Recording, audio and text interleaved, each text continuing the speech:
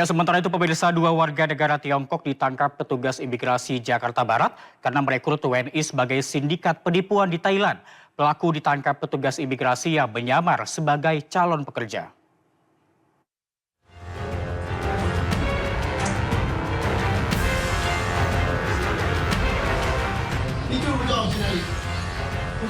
XF dan WS, dua warga negara Tiongkok, ditangkap di hotel kawasan Glodok, Taman Sari, Jakarta Barat. Kedua pelaku diringkus petugas imigrasi Jakarta Barat karena menyalahi izin tinggal di Indonesia. Saat diselidiki, mereka merekrut WNI sebagai komplotan scammer di Thailand, Laos, dan Kamboja. Kepada 11 calon pekerja, dikenal dari media sosial, pelaku mengiming-imingi gaji 15 juta rupiah per bulan. Kejahatan pelaku dibongkar petugas yang menyamar sebagai calon pekerja. Terancam atau diancam dengan sanksi tindakan administratif keimigrasian berupa pendeportasian dan penangkalan maksimal 2 kali 6 bulan.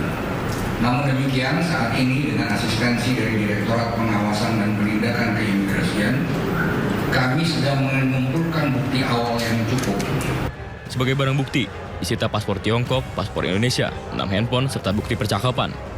Dari Jakarta, Miftahul Gani melaporkan. Sidang peninjauan kembali 6 terpidana kasus pembunuhan Vina dan Eki akan dilanjutkan hari ini di Pengadilan Negeri Cirebon, Jawa Barat. Kuasa hukum para pemohon menyiapkan sejumlah saksi dan novum atau bukti baru yang menunjukkan pemohon tidak bersalah.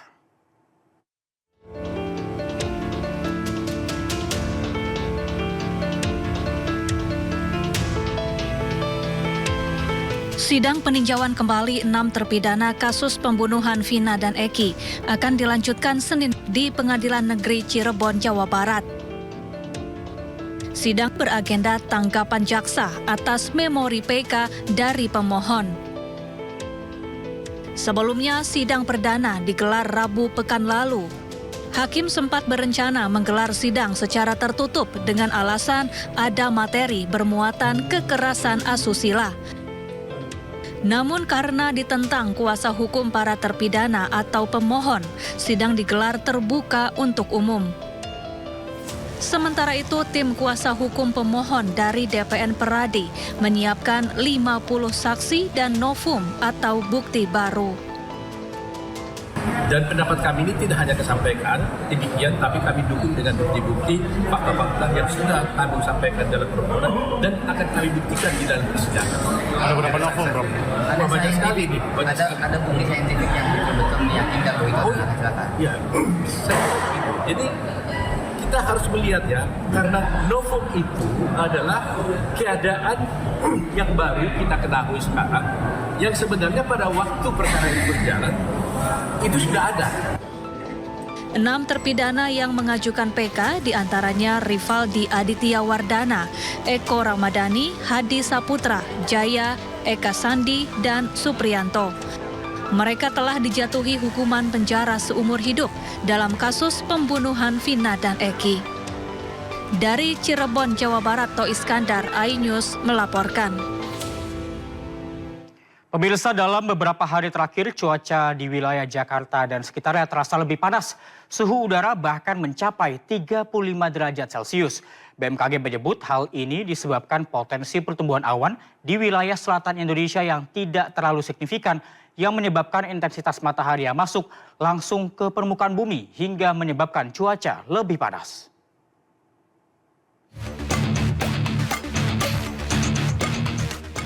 Cuaca yang terasa lebih panas dirasakan warga wilayah Jakarta dan sekitarnya dalam beberapa hari terakhir. Suhu udara bahkan bisa mencapai 35 derajat Celcius pada siang hari. Badan Meteorologi, Klimatologi, dan Geofisika atau BMKG menjelaskan fenomena cuaca panas ini disebabkan potensi pertumbuhan awan di wilayah selatan Indonesia, khususnya di Pulau Jawa, yang tidak terlalu signifikan. Hal inilah yang menyebabkan intensitas matahari yang masuk bisa langsung di permukaan bumi, hingga menyebabkan cuaca terasa lebih panas. Faktor lainnya disebabkan oleh perubahan alami dalam sirkulasi udara atmosfer, ditambah wilayah Jabodetabek yang telah masuk musim kemarau. Untuk besok hingga beberapa hari ke depan itu sudah ada potensi hujan di wilayah Jawa, namun memang ini sifatnya temporal, 3 atau 4 hari saja. Setelah itu mungkin akan panas kembali. Menyikapi cuaca panas yang terjadi, BMKG menghimbau masyarakat untuk terus menjaga stamina tubuh agar terhindar dari ancaman dehidrasi atau kekurangan cairan tubuh dengan membawa minum air putih dan mewaspadai potensi terjadinya kekeringan hingga bahaya kebakaran. Dari Jakarta, Anggita Maura, Damar Wicaksono, iNews melaporkan.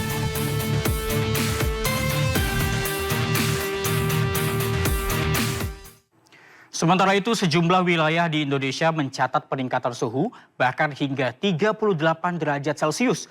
Di beberapa wilayah berdampak pada mengeringnya sumur dan sumber air, seperti yang terjadi di Blora, Jawa Tengah hingga di Cimahi, Jawa Barat.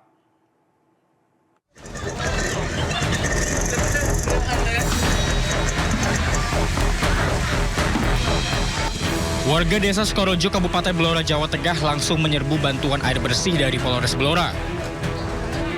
Pihak Polres Blora menyediakan 10 tangki air bersih yang ditampung warga menggunakan ember, jerigen, hingga galon air bekas. Sejak musim kemarau melanda, sumur-sumur di perumahan mengering hingga warga kesulitan mendapatkan air bersih. Ini tuh sulit air bersih atau gimana, Bu? Sulit. Sejak kapan? Hah? Sejak kapan, Bu, kesulitan air bersih? Udah 2 bulan, 3 bulan jalan. Kalau mencari air di mana warga? Di sumur waru. Di Kabupaten Bojonegoro, Jawa Timur, musim kemarau memicu peningkatan suhu hingga mencapai 38 derajat Celcius.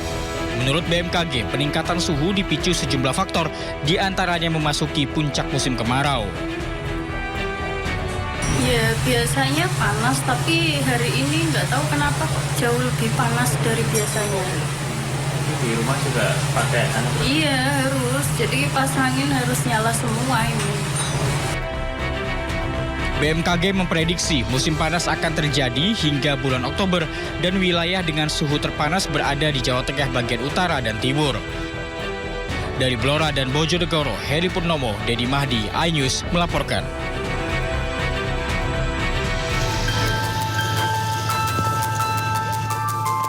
Beginilah antrian panjang ember dan jerigen milik warga di Kampung Cibogo, Kota Cimahi, Jawa Barat. Minggu siang, ratusan ember kosong dan jerigen akan diisi air bersih dari mobil water cannon milik Polres Cimahi. Pembagian air bersih disambut antusias oleh ratusan warga. Hal ini dikarenakan sudah hampir 3 bulan lamanya warga mengalami krisis air bersih dampak dari musim kemarau yang panjang. Salah satu warga, Siti Romlah, mengaku selama beberapa bulan kesulitan air bersih. Dirinya membeli air bersih setiap harinya dengan harga Rp6.000 per 4 ember. Air bersih sangat minim, digunakan untuk kebutuhan sehari-hari. Sangat kering ya, kebetulan nggak susah, nggak ada air, paling air beli. Beli berapa, Bu? Kalau beli itu mas 4 kompor tuh 6.000. 6.000. Ya. Nah, ada bantuan buat cuci piring lah Pak, buat mandi. Bermanfaat berarti, Bu? Udah Pak, alhamdulillah manfaat. Harapannya apa, Bu? Ya harapannya untuk lebih baik lagi apa ya? Namun tetap nanti kita akan coba untuk melakukan atau membuat tempat-tempat air bersih ya untuk bisa dipergunakan oleh masyarakat sekitar sini. Penyaluran air bersih sebanyak 6.500 liter dalam kurun waktu 30 menit habis diserbu warga. Warga berharap agar pemberian air bersih bisa dilakukan rutin setiap hari agar warga tidak membeli air bersih lagi. Dari Cimahi, Jawa Barat, Yuwono, iNews melaporkan.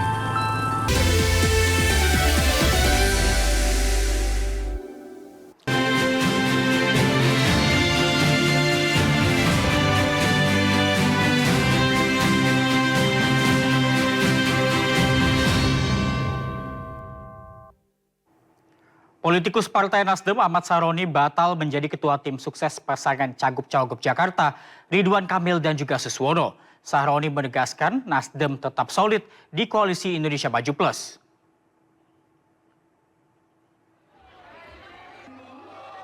Saroni mengaku mendapat penugasan lain di tim pemenangan. Alasan itu yang membatalkan posisinya sebagai ketua tim ses RK Suswono. Sahroni tidak menyebut nama ketua tim ses yang akan menggantikannya. Kim Plus akan mengumumkannya dalam waktu dekat. Sahroni menegaskan penugasan baru yang diterima masih berada di ranah pilkada dan juga Kim Plus.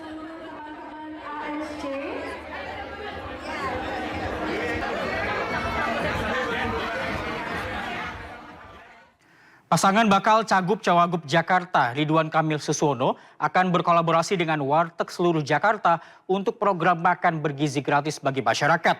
Salah satu penerima manfaat program ini adalah pengemudi ojek online.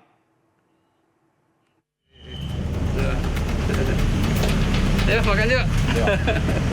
Bakal Cagup-Cawagup Jakarta, Ridwan Kamil Suswono berencana menggandeng Warung Tegal Jakarta untuk program makan siang gratis.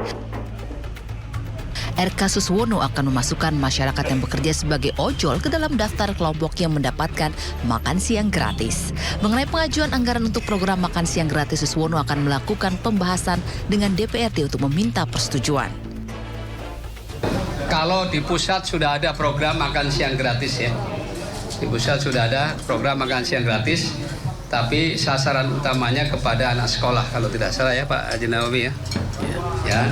Jadi nanti kita mudah-mudahan bisa menambah ya dengan kolaborasi dengan warteg-warteg di seluruh Jakarta ini, mudah-mudahan kita bisa memberikan ya pemerintah daerah khusus Jakarta bisa juga memberikan makan gratis nanti tentang siapa ya golongan mana yang akan diberikan makan siang gratis. Itu juga saya dengan Pak Ridwan Kamil sudah sedang membahas itu.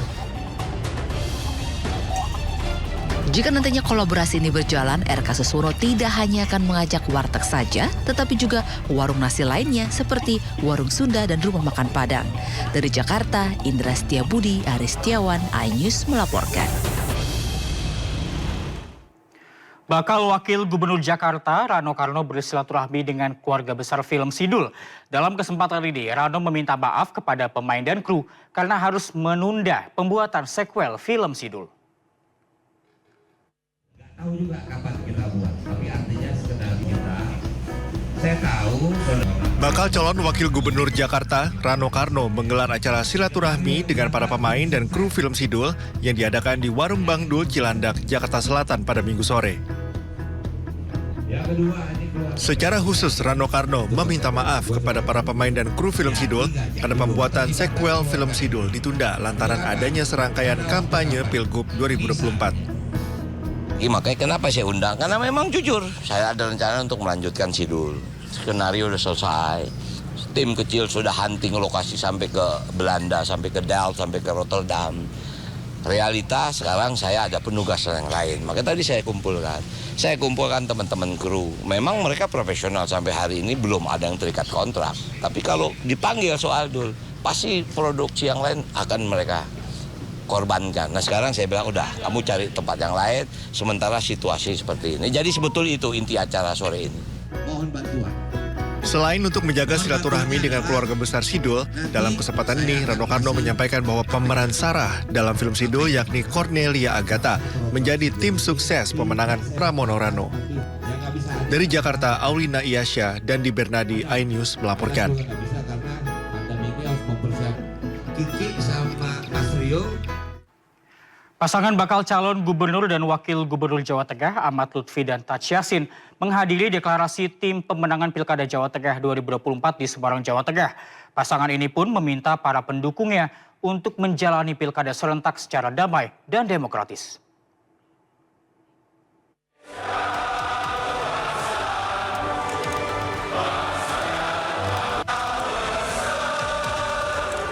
15 partai politik mendeklarasikan dukungan kepada pasangan bakal calon gubernur dan wakil gubernur Jawa Tengah Ahmad Lutfi Taj Yassin Maimun.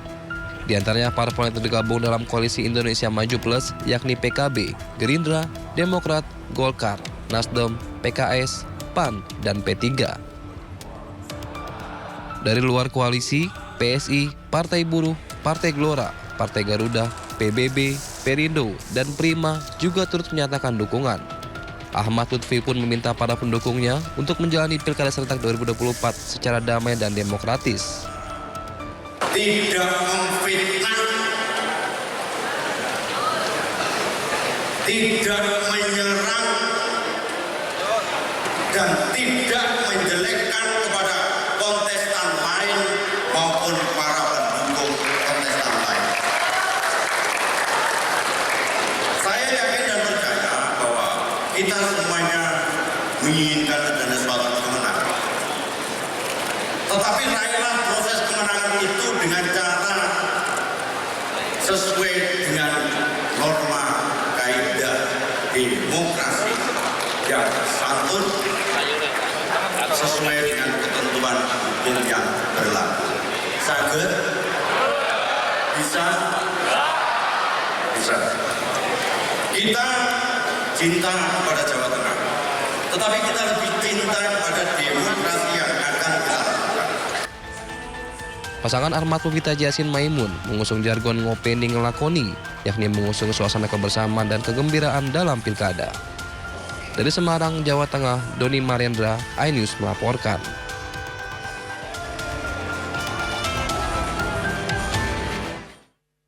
Pasangan bakal calon gubernur dan wakil gubernur Jawa Tengah, Andika Perkasa dan Hendrar Prihadi, menyapa kader PDI Perjuangan di Rembang, Jawa Tengah. Keduanya mengikuti rapat kerja cabang khusus menyambut Pilkada Serentak 2024.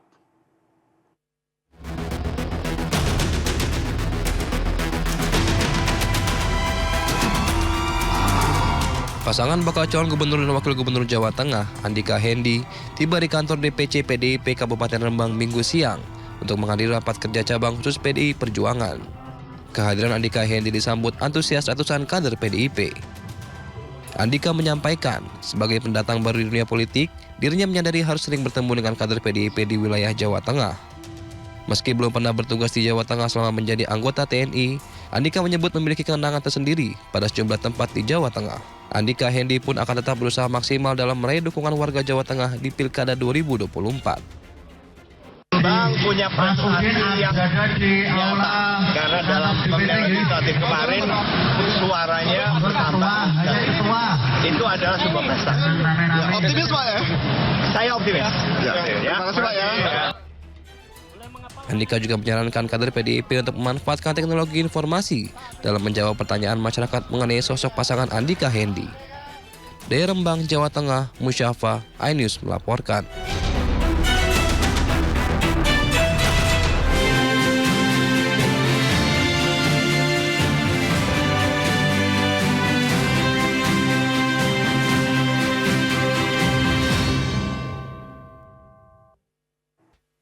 Jelang berakhirnya masa jabatan Presiden Joko Widodo pada Oktober mendatang, Presiden terpilih Prabowo Subianto masih merancang formula susunan kabinetnya.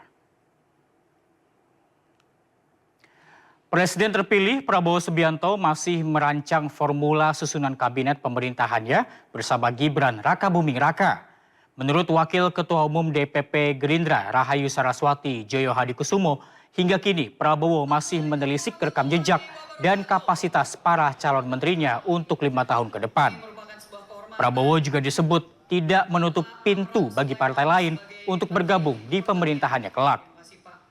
Dan juga tentunya di sini ada, bisa saya katakan rekan-rekan tapi juga senior-senior saya yang sangat luar biasa. Semua calon-calon menteri itu kenapa butuh waktu yang cukup lama, karena pasti akan dilihat dari kapasitas, akan dilihat dari latar belakangnya full ya, yang bagaimana harus yang terbaik yang bisa menggabungkan antara eksekusi program, menangkap visi misi Astacita, dan tentunya memahami bagaimana pemerintahan dari segi birokrasi itu harus berjalan. Semua itu harus dipertimbangkan ya. Siapa yang jadi kita nggak tahu. Kita lihat aja. H-5 menit juga bisa berubah. Gladi bersih digelar jelang pembukaan PON ke-21 di Banda Aceh. Informasi selengkapnya usai jeda berikut, tetap di Sindosiar.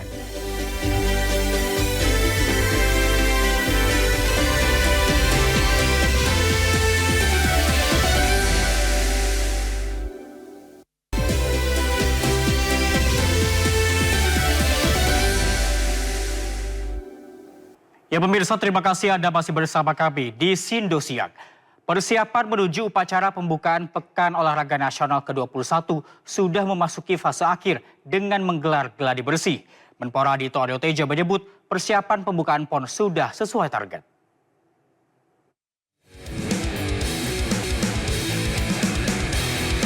Jelang pembukaan Pekan Olahraga Nasional ke-21, sejumlah persiapan terus dimatangkan panitia di Kompleks Stadion Harapan Bangsa Banda Aceh. Salah satunya dengan menggelar gladi bersih upacara pembukaan pada Minggu malam. Rencananya upacara pembukaan akan diisi penampilan tarian kolosal khas Aceh. PON kali ini juga menjadi PON yang terbesar sepanjang sejarah olahraga nasional karena untuk pertama kalinya 2 provinsi menjadi tuan rumah. Suatu yang luar biasa karena ini pertama kalinya dilakukan di 2 provinsi sekaligus. Jadi ini karena kolaborasi yang baik, komunikasi yang baik, inilah tantangan-tantangan PON yang dilakukan di 2 daerah sekaligus di 2 provinsi. Ini alhamdulillah sementara semuanya sesuai target dan tercapai. 38 kontingen dari 38 provinsi plus 1 kontingen IKN besok akan mengikuti upacara pembukaan. Jadi secara kesiapan venue-nya sudah siap, kemudian juga dari sisi panitia pelaksana, peralatan pertandingan semuanya sudah siap. Upacara pembukaan PON ke-21 akan dihadiri Presiden Republik Indonesia Joko Widodo. Dari Banda Aceh, Tim Liputan iNews melaporkan. Pemirsa, PON ke-21 akan dibuka Presiden Joko Widodo di Banda Aceh hari ini. Sementara kirap api PON di Aceh dan Sumatera Utara telah berkeliling melintasi di beberapa kabupaten.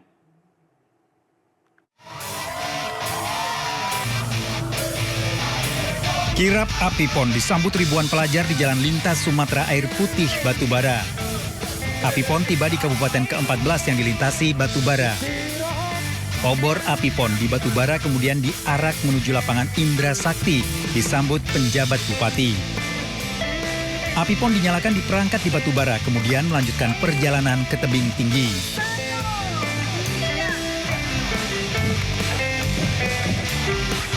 Tiba di tebing tinggi, api PON disambut masyarakat dengan antusias. Bahkan warga berebut untuk memegang, berfoto dengan api PON. Warga sangat senang kirap api PON melintas di kota tebing tinggi. Luar biasa sekali antusias masyarakat mengingat kirap PON ini mungkin sangat sulit terjadi lagi di Sumatera Utara, mengingat ini Sumatera Utara punya tuan rumah dan melewati tebing tinggi. Antusias masyarakat yang menyambut kirap api PON sangat luar biasa, senang sekali. Kirap api PON akan berakhir di kota Medan. Sempat keliling Aceh hingga Sumatera Utara, kirap api PON ke-21 kembali tiba di Banda Aceh. Di Banda Aceh, kirap api PON juga diarak keliling kota. Api PON diambil dari gunung berapi Jaboy, Kota Sabang pada 27 Agustus 2024, langsung dibawa keliling ke 23 kabupaten kota di Aceh. Usai diterima oleh penjabat wali kota Banda Aceh, api ditempatkan di pendopo Gubernur Aceh. Selanjutnya akan dibawa kembali pada pembukaan PON Aceh Sumatera Utara ke-21 di Stadion Harapan Bangsa, Banda Aceh. Mudah-mudahan dengan semangat yang membara, jiwa dan semangat para atlet bisa terbakar untuk bisa berprestasi lebih baik dalam PON ke-21 Aceh Sumut, wilayah Aceh di tahun 2024 ini. Pembukaan PON ke-21 Aceh Sumatera Utara ini akan digelar di Stadion Harapan Bangsa Banda Aceh dan dibuka oleh Presiden Republik Indonesia Joko Widodo. Dari Sumatera Utara dan Aceh, Tim Liputan melaporkan. Ya pemirsa, Pekan Olahraga Nasional atau PON 2024 hari ini dibuka.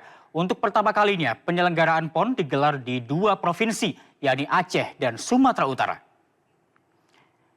Kita lihat pemirsa dalam infografis berikut, tuan rumah PON 2024 sebelumnya telah ditentukan, di mana Aceh dan juga Sumatera Utara menjadi provinsi yang berbarengan menjadi tuan rumah PON dengan 24 suara.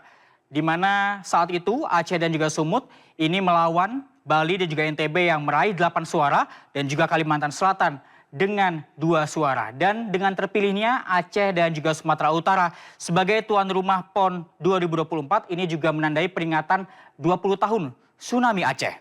Kita lihat yang berikutnya, pemirsa, untuk infografis yang berikutnya mengenai PON Aceh Sumut 2024. Kita lihat statistik di Provinsi Aceh. Ada jumlah cabur yang dipertandingkan adalah 33. Kemudian ada jumlah nomor pertandingan ada 510 dan jumlah atlet yang berpartisipasi ada 5.636 dan jumlah ofisial ada 2.752. Jika di Aceh ada 33 cabur yang dipertandingkan, bagaimana dengan Sumatera Utara? Pemirsa, kita lihat bersama-sama untuk jumlah cabur yang dipertandingkan dalam infografis berikutnya. Kita lihat, jika tadi di Aceh ada 33 cabur yang dipertandingkan, di Sumatera Utara ada 34. Kemudian jumlah nomor pertandingan ada 528 dan jumlah atlet yang berpartisipasi ada 6.281. Kemudian kita lihat ada jumlah ofisial 3.140. Dan yang menarik pemirsa, untuk jumlah atlet yang berpartisipasi ini salah satunya ada Rizky Juniansyah, di mana Rizky Juniansyah ini meraih medali emas pada Olimpiade Paris 2024 yang lalu. Dan kita lihat infografis yang berikutnya, pemirsa. Lokasi venue PON 2024 ini adalah pertama kalinya dalam sejarah di PON yang ke-21 ini 2 provinsi menjadi tuan rumah secara bersamaan. Di Aceh kita lihat pemirsa ada beberapa kota dan juga kabupaten yang dipertandingkan lokasi venue cabang olahraga, diantaranya ada di Sabang, Banda Aceh, Pidie, Aceh Besar, Aceh Barat, Aceh Tengah, Bener Meriah, Aceh Utara, Aceh Timur dan juga Aceh Tenggara. Sedangkan di Sumatera Utara kita lihat lokasi pertandingan ada di beberapa kota dan juga kabupaten, di antaranya ada di Medan, Deli Serdang, Karo, Binjai, Samosir, Langkat, Binjai, Pematang Siantar, Simalungun, dan juga Toba.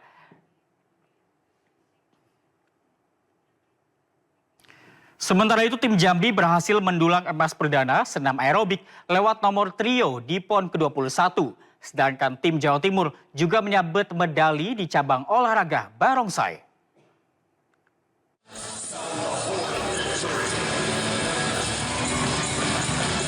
Tim Jambi berhasil mendulang medali lewat senam aerobik lewat nomor trio di PON ke-21 Aceh Sumatera Utara. Medali didapat lewat atlet Aprilian Anggara, M. Angger Darmawan, dan M. Angger Setiawan.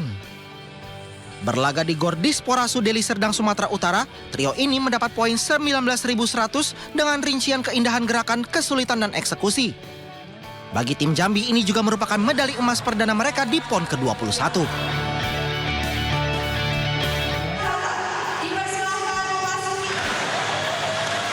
Dari cabang olahraga barongsai nomor kecepatan, tim Jawa Timur berdiri di podium tertinggi. Bertanding di Martial ATR Arena Sports Center Deli Serdang Sumatera Utara, tim Jawa Timur meraih waktu tercepat dengan catatan waktu 19 detik dan membuat mereka meraih medali emas. Kekompakan antar sesama pemain serta menjaga kebugaran tubuh dan latihan fisik menjadi kunci tim Jatim meraih emas. Ini merupakan medali kedua tim Jawa Timur di cabang olahraga barongsai.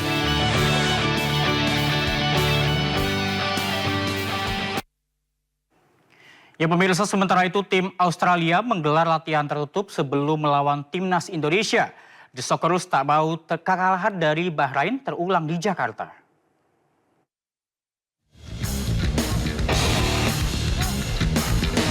Indonesia menggelar latihan perdana di Stadion Madia GBK Jakarta pada Minggu malam. Latihan diikuti seluruh pemain termasuk Justin Hubner yang tidak bermain melawan Arab Saudi akibat akumulasi kartu kuning. Ini merupakan latihan perdana timnas usai menahan imbang Arab Saudi pada pertandingan pertama putaran ketiga grup C kualifikasi Piala Dunia 2026 zona Asia. Pelatih skuad Garuda Shin Tae-yong menyebut kondisi anak asuhnya cukup baik meski lelah.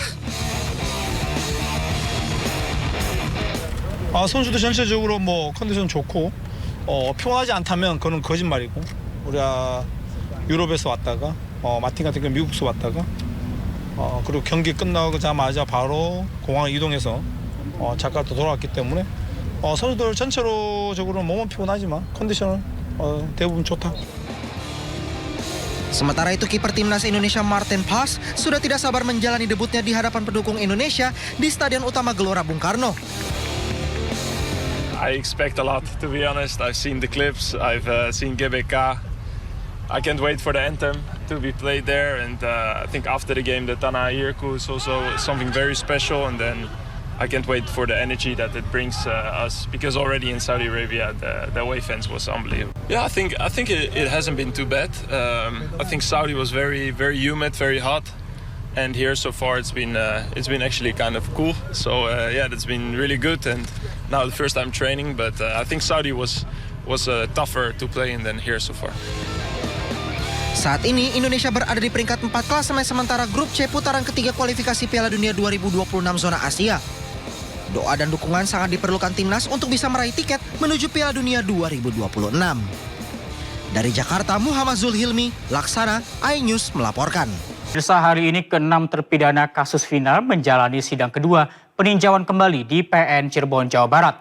39 saksi fakta dan 10 saksi ahli dihadirkan dalam sidang peninjauan kembali. Agenda pembacaan kontra memori dilakukan secara maraton oleh sejumlah termohon atau jaksa dalam sidang peninjauan kembali yang digelar di Pengadilan Negeri Cirebon, Jawa Barat. Jaksa membacakan tanggapannya terkait pengajuan 3 novum yang sebelumnya telah dibacakan dan diserahkan ke majelis hakim dalam sidang perdana pada Rabu lalu. 3 novum ini adalah kehilafan hakim, saksi Dede, dan saksi Liga Akbar. Anggota keluarga dan kuasa hukum terpidana pun hadir di Pengadilan Negeri Cirebon, Jawa Barat. Sidang sempat diskors selama 2 jam. Ayo.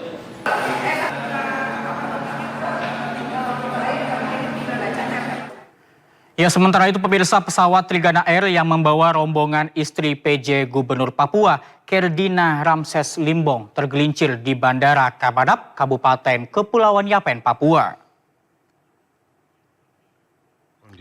Pesawat Trigana dengan nomor penerbangan PKYSP IL-293 tergelincir di Bandara Kamanap, Kepulauan Yapen, Papua pada pukul 10.40 waktu Indonesia Timur saat akan lepas landas menuju Serui.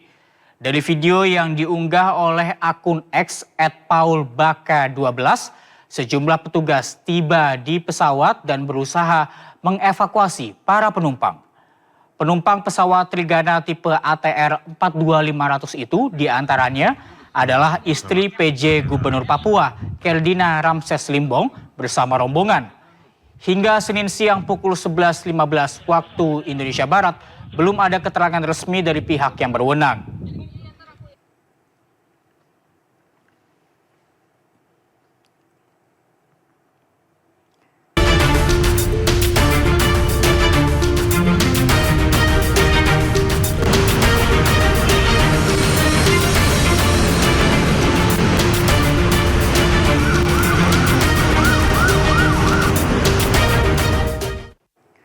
Pemirsa, saatnya kita simak pantauan arus lalu lintas siang ini. Kami telah terhubung dengan Brigadir Cici Yarangga dari NTMC Polri yang kini berada di kawasan Bundaran Senayan, Jakarta Selatan.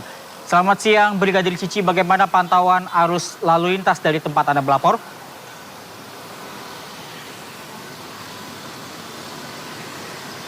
Ya, selamat siang Reza juga pemirsa, dan menemani aktivitas pemirsa pada siang hari ini menjelang jam istirahat perkantoran. Kita akan melihat dan mengupdate bersama perkembangan arus lalu lintas yang mana secara langsung di sekitaran kawasan Patung Senayan sendiri, tepat di belakang saya dari arah Blok M yang nantinya akan lurus menuju ke arah Sudirman. Hingga saat ini masih dalam keadaan ramai dan lancar. Terlihat kendaraan-kendaraan yang melaju pada kawasan ini sendiri masih menggunakan laju kecepatan yang cukup normal di kisaran 45 hingga 50 km per jamnya. Sedangkan untuk kendaraan yang berdatangan dari arah sebaliknya, yakni dari arah Senayan ataupun arah Sudirman yang nantinya akan lurus menuju ke arah Blok M, juga saat ini masih dalam keadaan ramai dan lancar. Perlambatan kecepatan memang terjadi hanya menjelang masuknya antrian traffic light dan juga adanya pertemuan beberapa arus lalu lintas pada kawasan ini. Kami menghimbau bagi para pengendara yang melintasi kawasan ini untuk tetap mematuhi rambu lalu lintas dengan tidak menggunakan jalur busway, tetapi sesuai dengan jalur dan ketentuan yang berlaku. Sedangkan untuk kendaraan sendiri yang berdatangan dari Jalan Patimura yang nantinya akan berbelok ke kiri menuju ke arah Blok M ataupun juga yang akan berbelok ke kanan menuju ke arah Sudirman juga hingga saat ini masih dalam keadaan ramai dan lancar. Hal yang sama masih terlihat didominasi oleh kendaraan beroda 4. Kami menghimbau bagi para pengendara untuk tetap berhati-hati mengingat di sekitaran kawasan Patung Senayan sendiri dikelilingi oleh pusat perkantoran tetapi juga pusat perbelanjaan. Dan melihat kembali banyaknya aktivitas masyarakat yang berlalu lalang pada kawasan ini, kami himbau bagi para pengendara untuk tetap berhati-hati dengan mengutamakan keselamatan diri Anda pribadi tetapi juga para pengendara lainnya. Dan pemirsa, untuk Anda yang ingin mengupdate bagaimana perkembangan arus lalu lintas, kami siap melayani Anda. Pemirsa dapat menghubungi call center kami di 15669 ataupun melalui SMS center di 9119. Demikian Reza yang dapat kami laporkan langsung dari sekitaran kawasan Patung Senayan, Jakarta Selatan, dan silakan kembali ke Anda di studio. Ya, terima kasih Brigadir Cici Arangga atas laporan Anda dari kawasan Bundaran Senayan, Jakarta Selatan. Selamat bertugas kembali dan salam presisi.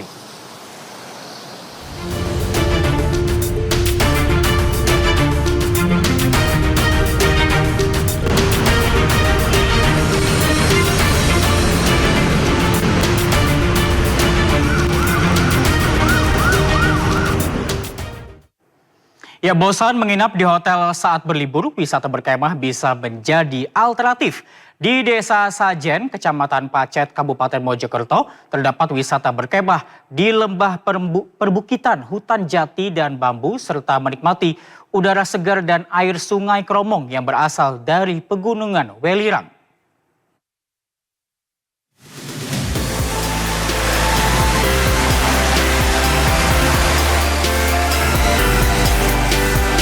Untuk menuruni lokasi wisata Lembah Rajendra Kedung Kemado, pengunjung harus berjalan menuruni bukit, melewati areal persawahan di Desa Sajen, Kecamatan Pacet, Mojokerto, Jawa Timur. Dari jauh akan terlihat aliran sungai Kromong serta tenda berjajar. Tiba di lokasi, Anda akan disambut dengan deras dan jernihnya aliran sungai Kromong yang berasal dari pegunungan Welirang. Udara segar dari lebatnya hutan bambu dan kayu jati juga akan menyambut Anda. Untuk masuk lokasi, pengunjung tidak ditarik biaya, namun jika menginap, terdapat 11 tenda yang disewakan dengan harga sangat terjangkau. Udaranya segar, terus pemandangannya hijau-hijauan ini, sama jauh dari kota aja masih enak. Tidak bising gitu loh. Kalau di sini sih saya lebih tertarik sama ini suasananya, Mas. Suasananya gimana? Suasananya di sini itu kayak masih seger itu, damai ini, Mas. Untuk menginap di wisata berkemah ini, pengunjung wajib reservasi terlebih dahulu karena di hari libur selalu penuh. Untuk yang camp itu disediakan tenda yang ada di camp. Berapa tenda, Pak? Yang tersedia 11 tenda. Masing-masing setiap tenda 4 orang. Sewanya semalam untuk 4 orang 250. Rata-rata pengunjung adalah keluarga yang ingin berwisata dengan cara berbeda. Selain dari Mojokerto sendiri, paling banyak berasal dari Sidoarjo, Surabaya, dan Gresik. Dari Kabupaten Mojokerto, Solahuddin, iNews melaporkan. Ya, pemirsa, informasi tadi menutup Sindo siang hari ini. Jangan lupa Anda bisa mendapatkan informasi terkini dan terbaru melalui portal yang menghadirkan berita daerah, berita nasional, dan berita internasional lengkap di inews.id. Saya Reza Siregar, mewakili tim redaksi yang bertugas, pamit undur diri. Terima kasih dan sampai jumpa.